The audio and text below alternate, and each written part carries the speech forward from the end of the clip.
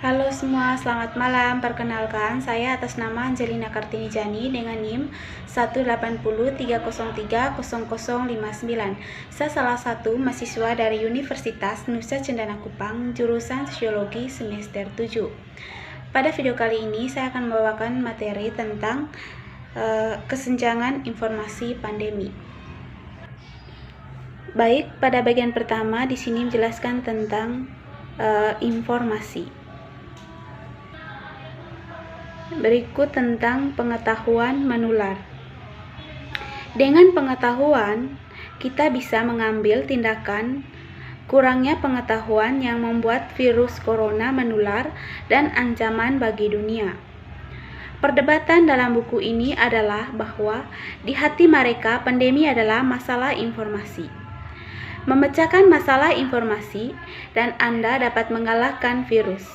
Ada perbedaan besar antara pengetahuan seseorang yang berinteraksi dengan Anda dan harus menebak tentang apakah orang itu menular atau tidak.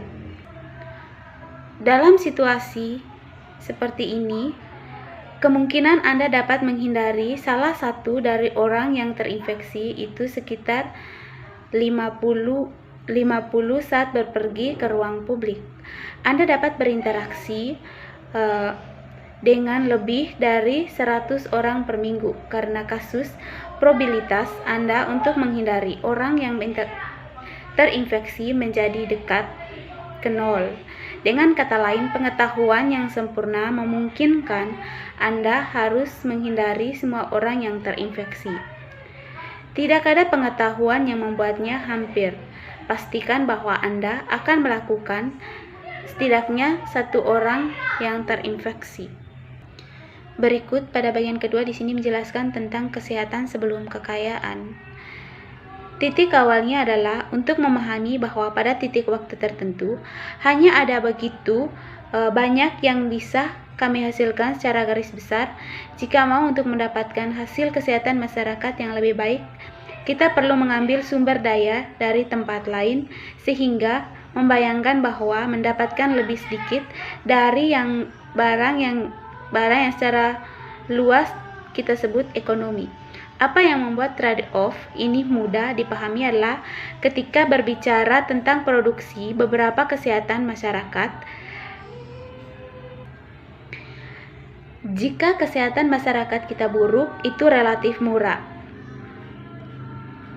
Kesehatan masyarakat kita adalah sudah diprioritaskan, mendorong sistem lebih jauh untuk mendapatkan lebih banyak kesehatan relatif mahal dalam pengurangan terhadap perekonomian. Jadi, kami akhirnya menyeimbangkan dan kami memiliki hasil kesehatan masyarakat terbaik yang dibayangkan karena terus terang kami telah memutuskan untuk membayar harganya, menempatkan semua diskusi ini dalam istilah grafis yang mungkin akrab bagi siswa econ. Salah satu alasan pandemi brutal adalah karena membatasi bahkan lebih jauh lagi ada apa yang bisa lakukan dengan sumber daya kita yang langka. Secara historis, para ekonomi agak enggan menjadi peserta dalam perhitungan seperti itu. Kembali ke Pareto dengan menanyakan apakah bahwa tindakan membuat beberapa orang lebih baik tanpa membuat setiap orang lain lebih buruk. Jika jawabannya ya, maka pastikan tindakan itu layak. Ketika masalahnya adalah ada jawaban jarang positif. Kapan itu akan datang ke masalah kesehatan? Tidak ada yang bisa membantu bahwa satu kematian lulus tes Pareto. Agar tidak nyaman bagaimanapun masyarakat menunjukkan sepanjang waktu bahwa tindakan ada yang hidup atau bahkan beberapa hidup memiliki hak veto atas ekonomi. Berdasarkan hal di atas, ekonomi memberitahu kita bahwa respon optimal untuk pandemi adalah dengan tegas memegang garis pada kesehatan saat Anda mempertimbangkan pilihan Anda. Sangat penting untuk memprioritaskan kesehatan sebelum kekayaan sampai Anda mempelajari informasi yang cukup untuk memahami sifat pandemi. Berikut tentang kejutan yang dapat diprediksi. Pandemi lebih baik daripada proses nasi papan catur dalam hal yang sangat penting. Caratan begitu butir beras pertama ditempatkan, ada cara untuk berhentikan proses sebelum kuadrat 64 tercapai. Jika setiap orang terinfeksi paling banyak satu sama lain, maka jumlah total infeksi mungkin pada awalnya akan berkembang sangat lambat, dan karena pada akhirnya Anda bertemu semakin banyak orang yang terkena virus dan mudah kekebalan tingkat infeksi akan mati sangat cepat.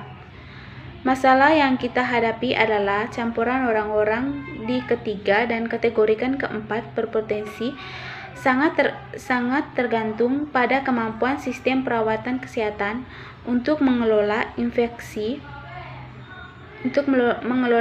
mereka dan konsekuensi yang urutan. Penghematan pada dimensi ini menjadi fokus kebijakan pembuatan dalam meminimalkan biaya kesehatan yang terkait dengan COVID-19. Yang pertama adalah memastikan adanya kapasitas yang cukup dalam sistem perawatan kesehatan untuk menangani kasus ketika mereka paling intens. Yang kedua adalah untuk mengurangi intensitas wabah COVID-19 kasus setiap saat. Dengan kata lain, itu berarti mengambil tindakan untuk menguranginya kasus COVID-19. Berikut tentang mengatakan yang sebenarnya.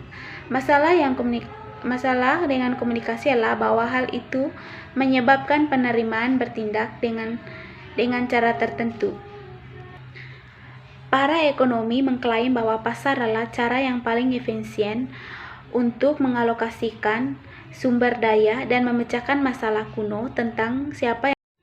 Kesenjangan ekonomi Indonesia selama masa pandemi telah meningkat.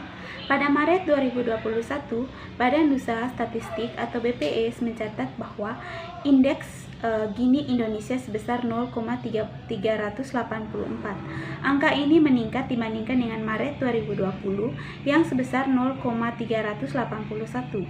Secara wilayah, kesenjangan ekonomi di perkotaan masih lebih tinggi dibandingkan pedesaan, yaitu 0,401 berbanding 0,305. Arti krisis keuangan selalu mendahului resesi, tetapi ada krisis keuangan yang juga terjadi tanpa nyata yang lebih luas konsekuensi dunia. Ketidakpastian tersebut adalah mengapa pemerintah dan bank sentral dapat dimanfaatkan ketika mereka tidak cukup